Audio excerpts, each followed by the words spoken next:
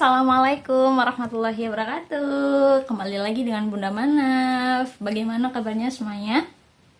Semoga selalu baik ya. Oke, kali ini saya mau sharing kepada teman-teman semua mengenai mengatasi tantrum pada Manaf. Dia kan sudah memasuki usia 2 tahun ya. Itu akhir-akhir ini itu sudah mulai fase tantrumnya tuh kelihatan banget. Dan dia sering nangis yang di tempat umum, waktu tiba-tiba bermain di taman, kemudian dia nangis karena keinginannya tidak terpenuhi, atau pada saat di rumah nggak ada apa-apa, nggak ada angin, nggak ada hujan, tiba-tiba dia nangis. Nah, itu adalah mungkin fase pada toddler yang sekarang lagi terjadi pada Manaf.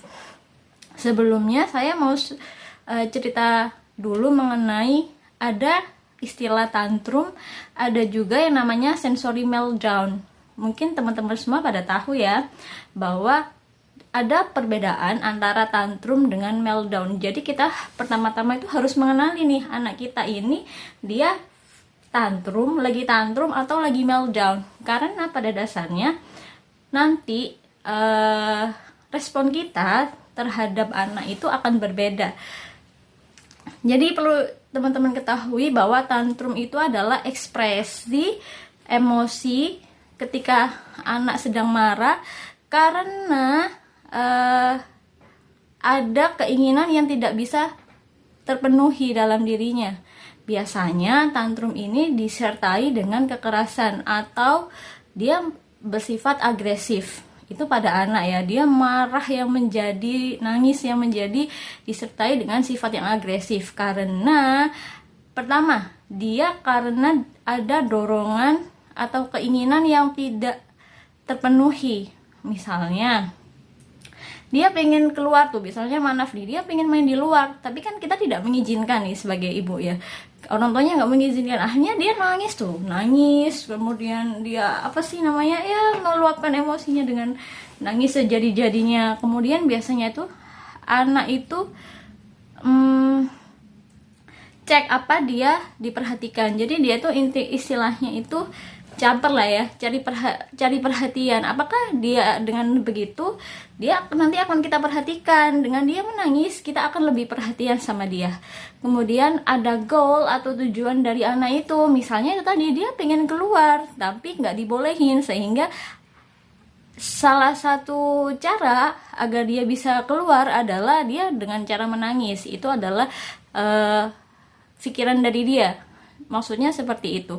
Kemudian biasanya tantrum itu muncul pada saat ada orang lain, misalnya lagi kumpul nih, dia pengen makan es krim tapi kita tidak ngebolehin. Saat ada orang lain nih, dia bisa tuh meluapkan emosinya dengan cara menangis sejadi-jadinya, atau dia marah di situ sambil menangis marah-marah. Akhirnya orang lain akan mungkin menurut mereka orang lain akan bersimpati dengan dia gitu. Kemudian berhenti saat anak dapat apa yang dia mau.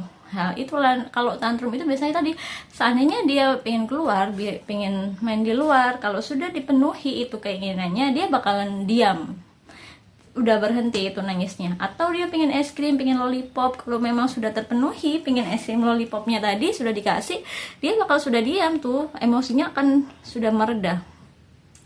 Nah, pemicunya tantrum ini adalah biasanya dia misalnya dia mengantuk, atau ada keinginan yang tidak terpenuhi tadi, kemudian dia mulai bosan dengan sesuatu hal atau rutinitas yang dia lakukan. Itu bisa terjadi bisa menjadi pemicu kalau dia tantrum. Selanjutnya adalah meltdown. Kalau sensory meltdown itu adalah reaksi berlebih anak saat dia tidak mampu menerima sensori atau stimulus dari luar, sehingga dia punya masalah sensori tadi dalam dirinya. Misalnya biasanya itu meltdown ini akan muncul karena ada stimulus, misalnya tempat terlalu ramai, kemudian ada suara berisik yang mengganggu dia, atau dia diajak ke lingkungan yang dia tidak biasa, seperti diajak ke kondangan, diajak ke mall gitu, atau tidak. Dan cirinya ini dia tidak ada goal atau tujuan, maksudnya tidak ada maksud apa-apa, karena memang dia kondisinya ada stimulus yang dia tidak, tubuhnya, emosinya itu tidak bisa menerima, sehingga dia meluapkannya dengan cara menangis. Kemudian si meltdown ini bisa muncul saat ada atau tidak ada orang lain. Misalnya kita berdua nih sebagai orang tua, aku sama dia. Kalau meltdown meskipun ada teman aku atau aku sendiri sama dia, itu bisa aja terjadi. Karena yang paling penting adalah dilihat dari penyebabnya tadi. Kemudian biasanya meltdown ini berhenti saat stimulus dari luar tadi itu sudah berhenti. Misalnya dia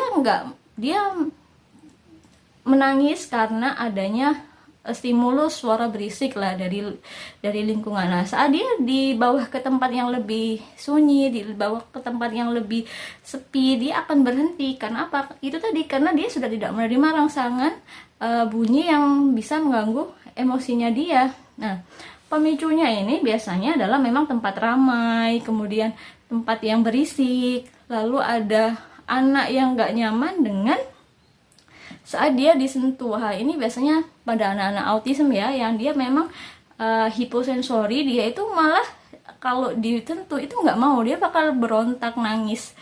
Itu salah satu ciri dari meltdown. Jadi kita bisa membedakan antara tantrum dengan meltdown, sensory meltdown ya. Oke, semoga bermanfaat. Terima kasih.